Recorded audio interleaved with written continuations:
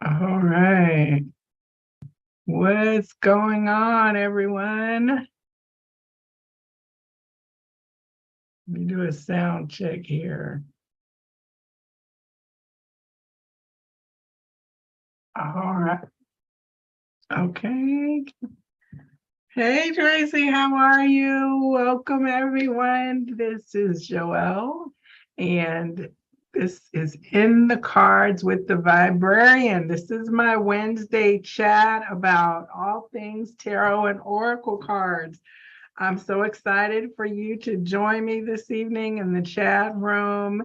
If you're popping in, let me know where you're from, where you're at. If you have any questions, please drop them in the chat as well. I'll be incorporating those into the conversation. My goal is to elevate, enlighten, and empower. And I do that for myself every day. And the things that I come on here to share are done with the intent that maybe you will also be elevated, enlightened, and empowered from hearing or seeing or experiencing what I'm sharing. And I am just delighted to be here. This is now, I think, the third week for my In the Cards series. Hello, Washington. Welcome, welcome. Thank you, Good Vibe Tribe, for showing up, showing out. Last week we had the Shaman's Dream Oracle, which was very interesting. And the week before that was the Love on the Record Oracle by Crystal Banner. So this is our third episode. And rather than focusing on a specific deck tonight, I'm just going to talk about tarot and answer your questions if you have any, and kind of talk to you about what I understand tarot to be and how I use it as a divination tool. Excuse me. So it's really a relaxed format here, and I'm not going to say that what I'm telling you is a true or correct statement. Please just take it if it resonates and leave what doesn't. And of course, I'm going to provide resources for you to embark on studying more about tarot yourself. Some of the same places that I learned and read myself as I was beginning to use tarot cards. So thank you, everyone, again, who's joined. I'm Joelle, and I'm known as the Viberarian. So as a librarian does, we always have resources, and I have my own little resource library here called the Viberary, and I have books and decks and things bookmarked on my computer where I can quickly look up information as I need it. Tarot was always one of those weird things that when I was growing up, it was seen as kind of like a no-no. I'm not actually sure why. It was just something that in terms of occult-y, so like Ouija boards, tarot cards, things like that, were always mysterious and unknown, with a bit of fear around them. So it was kind of like you would go to Spencer's Gifts or in the mall, the places where they had racy stuff, and that's where you would find tarot cards, like in the joke and Halloween sections as well. I don't remember ever seeing anything at like the library or a bookstore with tarot cards when I was much younger. So when I began to encounter people who had decks and looking at them, it was always like a curiosity. But it wasn't until like when a good friend of mine started reading tarot, and she was learning tarot. Her name is Kim. Shout out to Kim. She was learning, and we would like start to have tarot chat together. And she would bounce things off of me, and then we would read resources and start to have conversations like, what do you think this means when you see this card or that card? So it was kind of like a self-study between two people who just wanted to approach something from a curiosity standpoint. So it kind of went from there. And also because I started listening to readings on YouTube for like horoscope-based readings, I started listening to tarot readers. And over time, as they would discuss about what the cards were, I began to recall some of the common themes that would come forward from different readers related to certain cards they were reading. So it's been kind of like a growing understanding of tarot.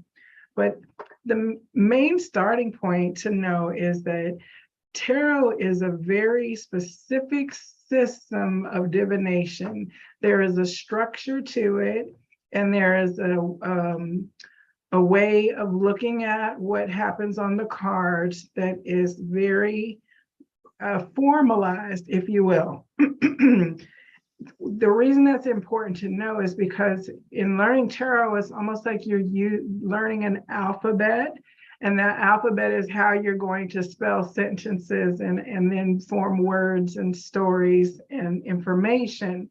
So if you don't have the same kind of understanding of the fundamentals, then using the system later when it's time to put those sentences together will be very difficult. To me, tarot is something that is going to take a little bit of time for you to study for that reason. So I often don't actually recommend it. People who are wanting to just starting out having a conversation using cards with spirit and higher self, to start with an oracle deck, because it's not as specific as learning tarot. There are different types of card divination. Lenormand is a type of tarot. Well, it's not tarot, it's a type of card reading. It again has a very specific system that has to do with how the cards are laid out in relationship with each other. So, these systems can be very complex. Like the difference between reading your horoscope in Cosmo magazine and the difference between getting your chart done by a real astrologer, that's what the difference between like a simple reading and an actual reading with a person who is schooled in the art of cartomancy could provide for you. So there are two schools of thought. One is, well, three actually. One, the third is that none of this can happen with cards. They're just a coincidental kind of way of hustling people by reading verbal and non-verbal cues. That's what the skeptics who've never had a card reading before or don't subscribe to that theory, that's what they think. Other people recognize that you can learn what the cards show and interact with the reading in that very kind of literal way. And then there are others that realize that tarot story that's being shown actually can be something different based on what you begin to receive when you see the card. So there might be people who would say that they're not cyclically reading the tarot when they're reading the cards. All they're doing is reading what the card story is saying. And then there are other people that say, I don't care what the card story is, my guidance is telling me that XYZ, right? So again, for a lot of people, tarot can be a little bit intimidating because it is something that you're going to have to begin to understand the archetype and the story that's used. Once you understand the framework, becomes very easy because you can start to see the common story. So for instance, what I mean by that is the tarot takes us through all stages of like a human's journey and development. The first card in the tarot is the Fool, and that is like the adventurer who goes off to try its fortune, to see what can be made of its life, without a care in the world, without any expectation about what is to come, just stepping out forward with confidence and optimism, right? So all of us can relate to having been at a point in our life where it's a blank slate and we're, open to whatever may come, and we're setting off into a new direction or on a new adventure in a very conscious way. that kind of story that the Fool embodies in the Rider Waite version of the tarot is a commonality that once you begin to understand, it's very relatable. So you could say, oh, I'm having a Fool moment. And what does that mean to a person who doesn't use tarot? Well, it means I'm taking a leap of faith, right? And that would be the language then that they can relate to as well. So it's a fun system to get to know, and I want to share with you a few of the resources that I looked up cards. For a long time, what I did first is begin to just look at the cards and look at websites. I actually got this kit, the Complete Tarot Kit, and I found out just this evening as I was opening it that the book that comes with it, which is actually pretty thick, I've loaned out to somebody and I don't have the book handy anymore. So that happens from time to time. But in this particular kit, it contained both, a 2 tarot decks, the Rider Waite version and the Thoth Tarot. Now, I will tell you that I do not read with the Thoth Tarot. This one is still in the box. I know of the cards in terms of what tarot and the arcana and the 78 cards mean, but there is a lot of very specific symbolism that was used by Thoth that tells a different story than the symbols that were used by Rider Waite Smith in the creation of this particular tarot version.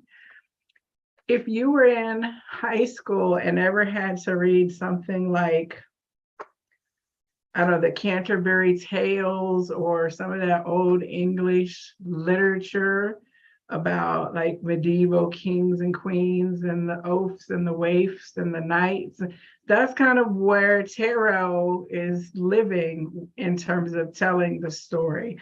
One of the reasons that we have seen so many new kinds of tarot that would not be called Rider Waite Smith.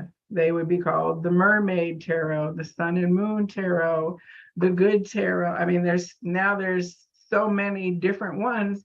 And it's good because it takes the same archetypes and puts them out of that Euro medieval setting into something that can be more modern and more relevant. So it kind of brings the archetypes forward rather than leaving them stuck in 18th or 17th century feudal Europe. So what's a deck like this, oftentimes it will have like a cheat sheet. So you can begin to understand the basics of what the cards are, what the meaning are. That queens are feminine energy. Like some of it is very intuitive. As you just start to look at the card, you can say, okay, well, this is a female and here's a male and here's a person with a lot of cups sitting around him and he looks pretty happy. Like you can begin to like see the story of the cards as you begin to interact with them. And that's something that you should also just trust, because the symbols that were used were selected with the intention of spurring a universal recognition in the people who look at the cards. So let's see if I can find the Fool card. Oh, and everyone always says when it comes to tarot, oh my God, I don't want to know if I'm going to die. I don't want to get the death card. That's one of the fear points I hear oftentimes. And, the thing about death is that it is not necessarily an omen of a physical ending. When the death card comes up, there's lots of things that can be signified by the ending energy. So we can't have just all sun and roses. And part of what is told in the tarot story gives you an opportunity to see, where the challenge is. Okay, I finally found the Fool. It does give you an opportunity to see, and I'll show you a card that's very good for this analogy. This is a small deck. So it's very easy to shuffle, handheld, and it's got very basic and clear energy. So here's the Fool card that I was speaking about before. Right, so this is just the energy of taking a leap of faith, carefree, twa la la la, right? This guy's little dog over there getting ready to jump off and go out about his business. So here is a card, the Tower. Now this looks like all manner of catastrophe, right? Got lightning, fire, rain, storm, thunders, and people falling out. Clearly it is a problem, right? So, but have we not all experienced something in our life where we had to respond to an external element like a storm, or we lost property, or there was damage, we had to vacate or leave, or something structural in our life had to, unbeknownst to us that it was going to happen, it crumbled beneath our feet. Or sometimes if we had a change in our internal self that we decided to go ahead and shift things radically before things radically shifted us, right? So again, the card imagery has its own way of speaking into the story.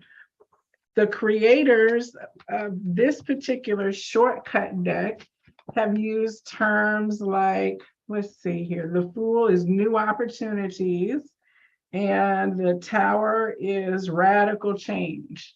Simple keyword associations, right? So something like this is very helpful if you're wanting to just kind of get into what the cards mean at a fundamental level and to understand the story.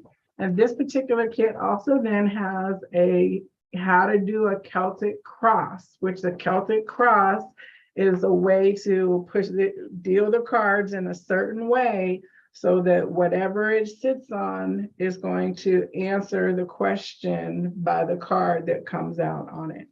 So Celtic crosses are a very popular way for people to do readings. But again, at the first thing you're going to start doing is understanding, what do the cards mean, right? So first you're sitting with it, you're looking at it, letting it talk to you. Then you can look it up in the resource book that you might have. And let me show you also then a couple of web pages that I use. Well, first of all, let me get it to where I need it to be. Then I can share it. And I'm sure there are plenty of apps that are available that have tarot. I don't use apps a lot like that. You know, I'm kind of stingy with my appware. So this is psychic revelation. And what I found is that if you go to one definitive source that feels good for you, and then continue to use that source, your guides and your higher self, as you begin to like read with the deck, they're going to understand what you'll be using to determine further meaning. So it's like once we agree upon this is the resource I'm going to use, then every time something is communicated with you, it will know that that is your dictionary that you're going to utilize. So a lot of times what will happen is you might come up with a question and then you'll Google and you'll go to the top ranked result. Well, that can change from time to time as web pages meet their algorithm and market themselves well, but it may not necessarily be the spiritual vibration that you previously used. So if you can keep it consistent, then I know every time I get a number, I'm going to go to Joanne's Sacred Scribes. So that's going to be where my guides send me, knowing that that's where I'm going to validate the message that I'm getting. So knowing, like for me, the images I get now when I'm sitting with somebody, even if I don't have cards, some of the cards will pop into my awareness because Spirit knows that I understand what is happening when this particular image is seen. If I see here, I have a fool moment, well, I know that this is a person who's getting ready to take a leap of faith, or that it's time for me to go ahead and take the leap of faith that I've been pondering anyway, right? So one of the reasons, let's see, let me get back to this. So Psychic Revelation, they have an excellent resource where you can see the reversed and the front, the upright meaning of each of the cards. So the major arcana and the minor arcana, so you can start to get an understanding of the story that's being told. Now, most of the sites will be about 90% the same, but with a little bit variation. But in this one, so if you're quickly like wanting to, after you sit with 3 or 4 cards, go and look up and see what it says, then you'll begin to, again, get more comfortable with working with the card energy when it comes up. So the Fool reverse. So I kept this page bookmarked for a long time because it's a good dictionary. Now, my friend Kim, she recommended this Truly Teach Me Tarot. And I will say that it was really more in depth than what I normally would go into, but the times that I've gone into the actual information, I found it very, very informative. I don't know who the authors are, but they go deeply into, each of the cards. I'm looking to see where the Fool. So you can see what the page.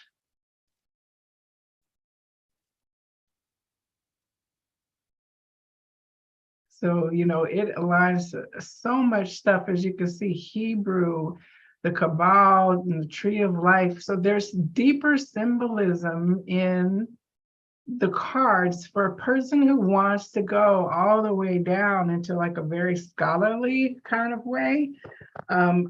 I, again, am not schooled like that. There are some really good teachers as well that do online classes that go in really, really deeply. I got to like a level of comfort, and then it was like, now I just know what, and then I hear, in addition to what I'm seeing image-wise, how the situation is for the particular client at the time, or for myself as I'm looking at it. This is another good way to get resources. Let me also, there is a Tarot Heritage website. I'll try to remember to put links to all these in the description box below. So if you really want to geek out and go all the way back into the history and deep down into it, then of course, this would be a good place to start. And there is also an Instagram account, I think the Museum of Tarot. So I'm hoping to check out what they have and maybe have some more information about them later on in the cards episode. So again, the Tarot Heritage, Psychic Revelation Tarot, and Truly Teach Me Tarot. So another cool thing to do is that I wound up going on Amazon, and where was, there's my Zoom. Okay, sorry, I got off track. I went to Amazon and I ordered a used book. Like, you can always search for handbooks and things that are used or from secondhand stores or older, because tarot's been around a long time. So you can use those materials without any problem. So in, this particular book I got from Amazon, I think it normally would have been like $8.99, and I think I spent $3.99 or something for it.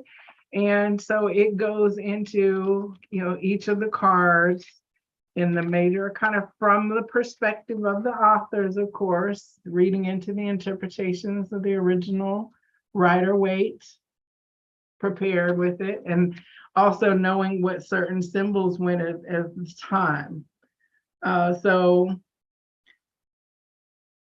you know, they're down to what is inscribed on the clothes and the position of the dog and the rays of the sun. I mean, it can get very, very deep, and I don't claim to know anything that in depth with tarot, but it is the primary way that I understand how I can see the energy picture at any given time through the tarot cards, because it's telling me the story of my energy pattern at the now moment. I use oracle cards then because then spirit can have a different conversation with me about how to work with the energy pattern that I'm seeing. But it's just very interesting, especially in order to kind of have a nuanced conversation. I can say, okay, spirit, show me the energies around this particular option. And I'll do 3 cards. And if it tells me, you know, the hangman, pause for reflection, don't make any decisions. The 7 of Swords, which is like a thief or a person trying to get away with something. And 5 of Cups, that's still, you know, sadness, loss, and regret. I would probably not pick that particular choice because I understand the energetic story and I don't wish to embody that energetic story, right? So at its most simplest, you know, that's all the Rider Waite Smith deck does, is it walks you through a way of being able to visualize through archetype what's happening in your life. So just to give an example, let's see what the energy for today in this now moment is.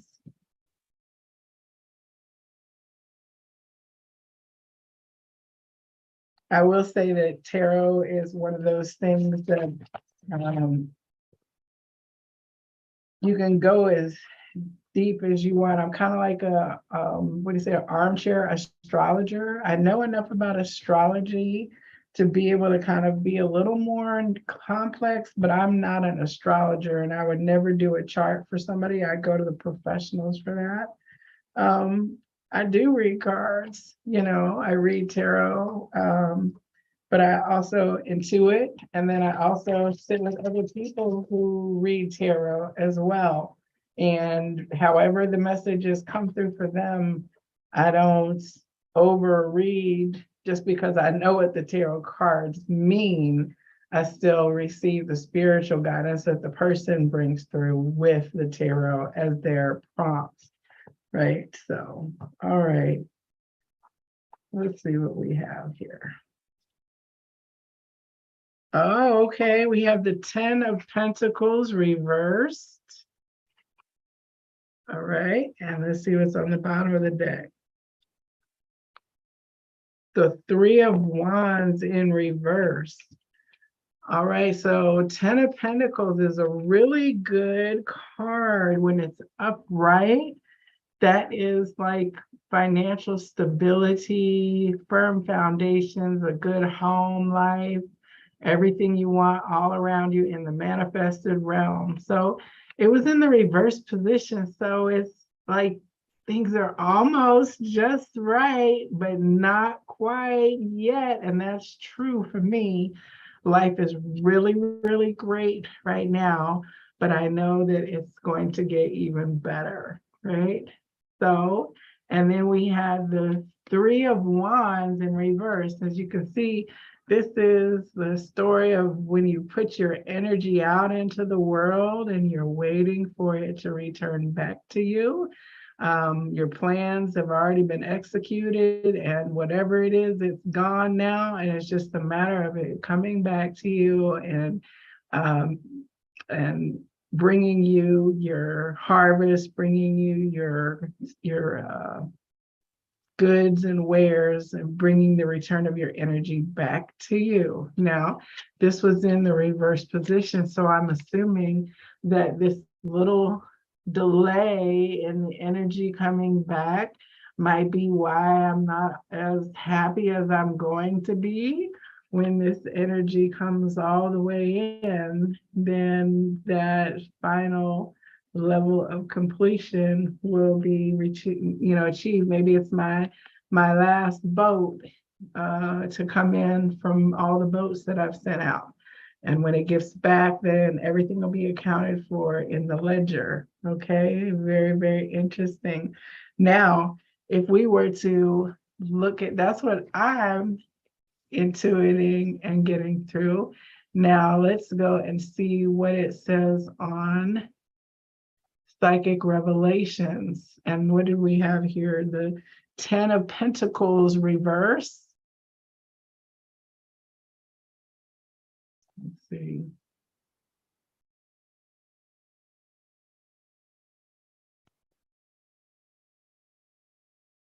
It says, in general, it is still a very good omen. This is not, however, a time to gamble with your security and the things that are important to you. In other words, don't take silly chances.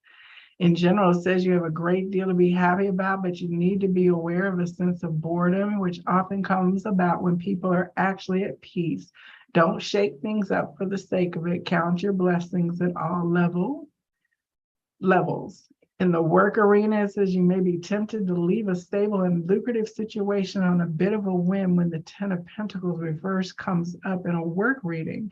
Think long and hard before doing so. Yes, life is about taking chances, but don't take blind chances. If you're looking for work when this card appears, be aware that people that talk a good game and scammers, beware people that talk a good game and scammers.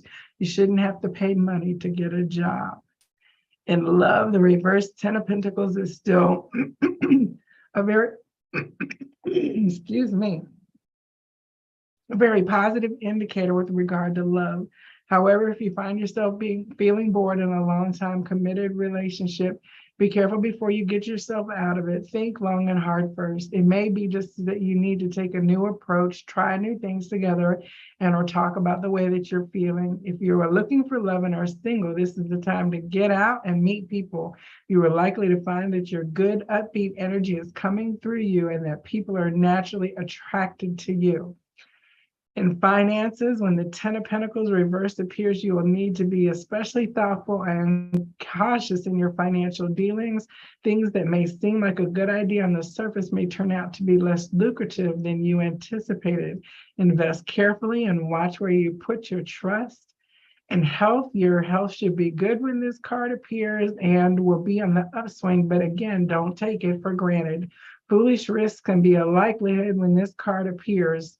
Know how deep the water is before diving in head first. Don't eat foods you know you're allergic to, things of that nature. And in spirituality, the reverse 10 of Pentacles can imply that you are ready for adventures, and through your spirituality can be an excellent way to channel this energy. Excuse me. Be open to new ideas, new adventures, and new ways of thinking about the spiritual side of life. Consider exploring a new spiritual community, especially if you typically practice in solitude. You've got nothing to lose by doing so. Okay, so that's interesting, right? So, like, you can go to any one of the resources, you can sit with what you got energetically, you can look it up in a book. And just from looking at the cards every day, one of the channels that I used to follow on Instagram, the guy's name was Mike something or other, and he would just start to talk about some silly situation that he would see in the cards, but 9 times out of 10, he was really getting the gist of what the energy was, just in a way that was a new story, and he was actually quite funny, you know. So I don't know if anyone in the chat has any information or questions about tarot.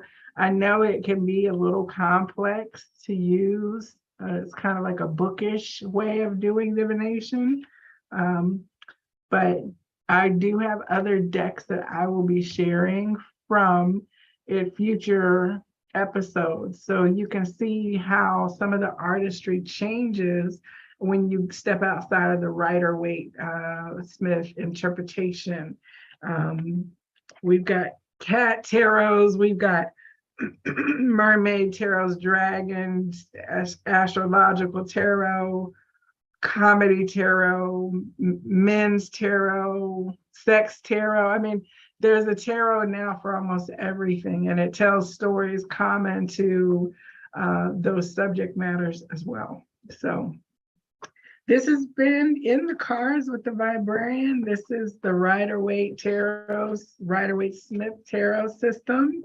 And I encourage you to just dive in and don't be intimidated.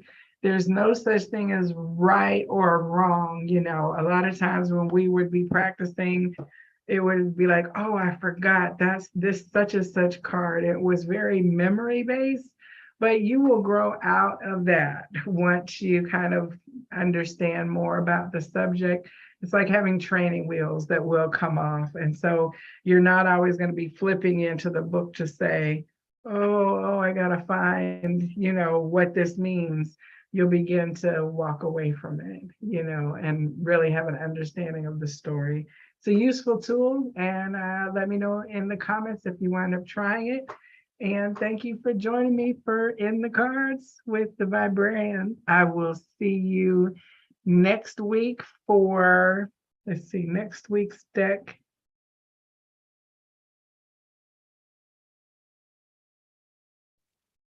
I don't remember which one is next week. I know that the metaphysical cannabis deck is coming up for the first week for February 1st. Okay, that is next week. So yes, that is, my guest is Stacy Mullen, and we're going to be looking at a deck that is really, really cool. It's the Metaphysical Cannabis deck. And I believe that she either knows the creator or heard about the project when it first started. So I'll be interested to get her perspective and have her pull some cards for us. I don't actually have this deck yet, so I'm very excited about it. So this next week on In the Cards with the Viberarian. Thank you for joining me for Tarot Time, and namaste.